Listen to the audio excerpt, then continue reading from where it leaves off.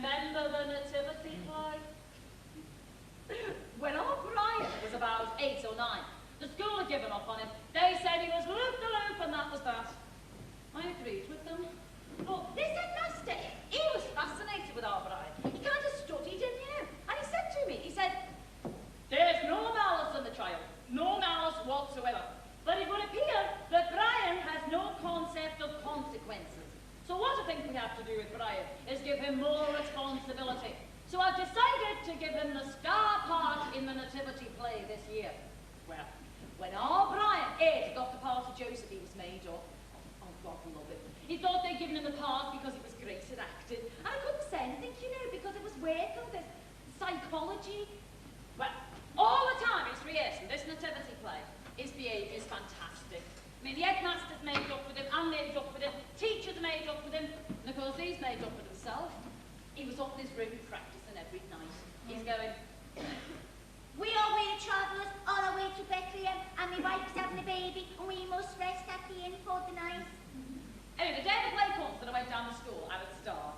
Oh, it was lovely, you know. All the little angels coming on, and they're all giving sly little waves to the mams. And then it comes to our Brian's entrance, and he comes on, pulling this donkey behind him, you know. And it's like this little lobby horse on wheels. And pasted on the top is the little girl taking the part of the Virgin Mary. Oh, and she was dressed beautiful as well. You know, her mother had really dolled her up to be the part. And she was giving the man a sly little wave and all. Well, our Brian gives the donkey a tug, because he's taking it dead serious. He doesn't think he should be waving to the mans. He's up there, acting like he's going to win the Oscar. You know, he's miming, giving hay to the donkey, and he's patting it on the head. Oh, the headmaster turned and he smiled at me. I think he was as proud of our Brian as I was. Anyway, our Brian gets the door of the inn, and he goes, knock, knock, knock, and the little innkeeper appears. Our Brian starts. We are weary travellers on our way to Bethlehem, and my wife's having a baby, and we must rest at the inn for the night. And then the little fella playing the innkeeper pipes up. You cannot stay at the inn, because the inn is full up, and there is no room at the inn. And then our Brian was supposed to say something like, then we will go find a lonely cattle shed and stay there. And then he's supposed to go off, pulling the donkey and the Virgin Mary behind him. But he didn't.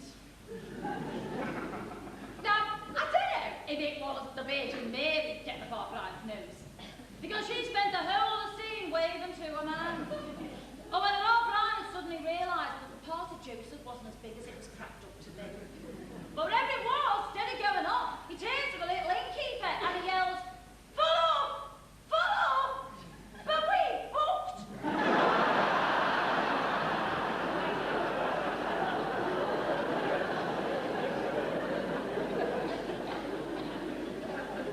Well, that poor little innkeeper didn't know what day of the week it was.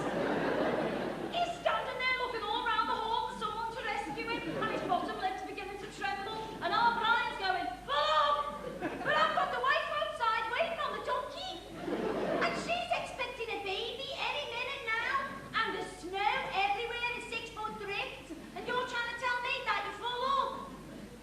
Well, the top brass on the front row beginning to look a bit uncomfortable by now.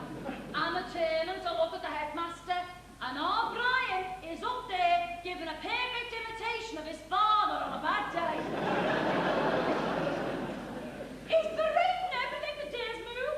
The little innkeeper's lips going 10 to the dozen. The Virgin Mary's in floods of tears on the donkey, and one of the 3 wise men's wet himself. Well, the little innkeeper finally grasps at the script well out the window, and he's got to do something about our Brian. So he steps forward, and he goes, Listen, mate, listen. I was only joking. We have got a room, really. You can come in if you like. and with that, the 3 of them disappeared into the inn. End of nativity play. End of our Brian's acting career. I mean, me and our Brian, we have a laugh about it now, but all the time, I could have died of shame. It was all in the newspapers. Mary and Joseph failed to reach Bethlehem. I was ashamed. You know, it's no wonder I've never travelled myself. It must be God punishing me for raising a child who managed to prevent Mary and Joseph reaching their destination.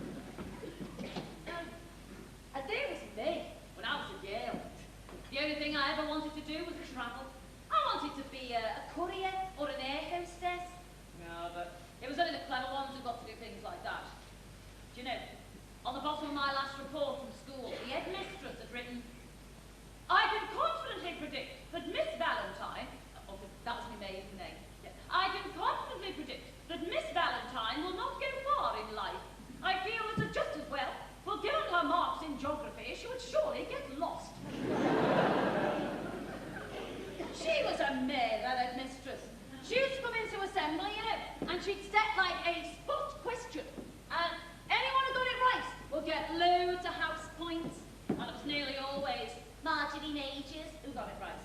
She used to take private elocution lessons, and she left school with just under 4 billion house points.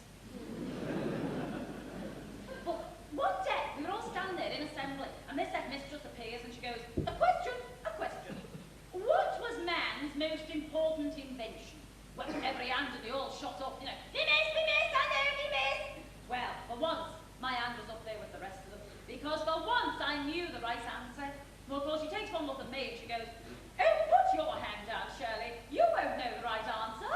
And then she's going around the hall, and the grin on her face is getting smugger and smugger, and she's getting answers like, The Sputnik, the cathode ray tube, the automatic washing machine. and even the clever ones are getting it wrong, even Marjorie Majors.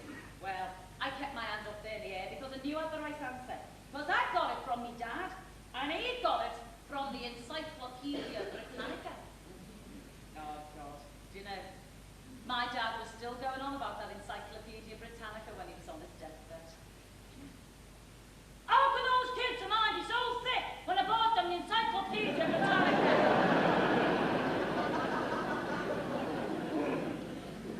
He used to give me a lot of pleasure, though. He used to sit there for hours reading it, and they tried to impress us all with these dead-odd facts. And I always remembered him telling me about man's most important invention, because it was so ordinary. Anyway, I'm stood there in assembly, hand in the air, and I'm like the cat with the cream. Because this headmistress has done the length and breadth of the hall, and still no one's come up with the right answer. So finally, she turns to me, and she goes, all right then, Shirley, come on, you might as well get it wrong with the rest of them. Do you remember the question, Shirley? What was man's most important invention? Well, I paused, you know, savouring the moment, knowing I was on the verge of receiving at least 43,000 house points and a blessing from the Pope. But when I said, the wheel, it was like this headmistress had been shot in the back.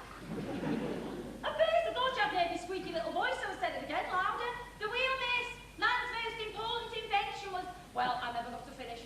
I was cut off by this scream from the headmistress. You, she yelled, you must have been told that answer. Well, I stood there, you know, reeling with shock. I tried to say to her, well, how the bloody hell was I supposed to do the right answer? No, she just ignored me, and she told the demented music teacher to get on with playing the game. And all my house points and all my blessings from the Pope disappeared in front of my eyes as she led the hall in singing, glad that I live am I. Well, I was never really interested in school after that. I became a rebel